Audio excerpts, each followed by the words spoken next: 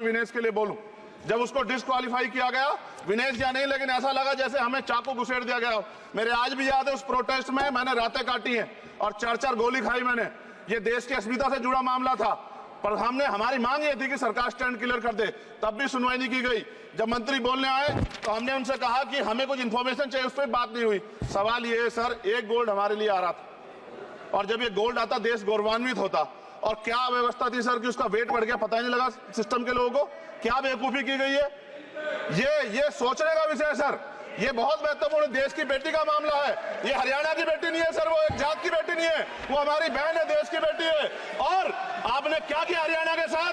आपने हरियाणा का बजट कम किया, जबकि सबसे ज्यादा मेडल हरियाणा लेके आता है। ये गलत है सर, ये धोखा है।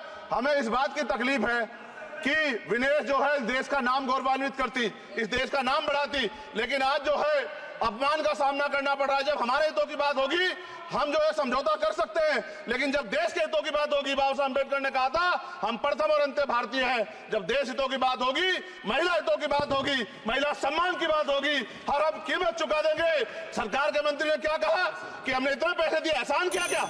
खैरात दी क्या आपने कोई? खत्म कर रहा हूं सर, खैरात दी क्या आपने कोई? इससे ज्यादा पैसे हम आपको दे देंगे, लेकिन आपको चाहिए था कि इस मामले को संभालते और देश का सम्मान बढ़ाते। आपने लापरवाही बरती, इसका खामियाजा हमें भुगतना पड़ा। मैं आपसे आग्रह करूंगा कि जब वो बेटी देश लौटे सर, जब वो बेटी देश लौटे, रुक जाओ प्लीज, जब वो बेटी देश लौटे, मैं आपसे आग्रह करूंगा कि स्पीकर सर यहां बुला के उसका सम्मान करें। हम सब लोग, वो देश की बेटी है सर, देश के लिए गोल्डन गर्ल है वो, उसका सम्मान यहां किया जाए सर, हमें चाहते हैं। बहुत बहुत धन्यवाद, आपने बात अपना मौका दिया।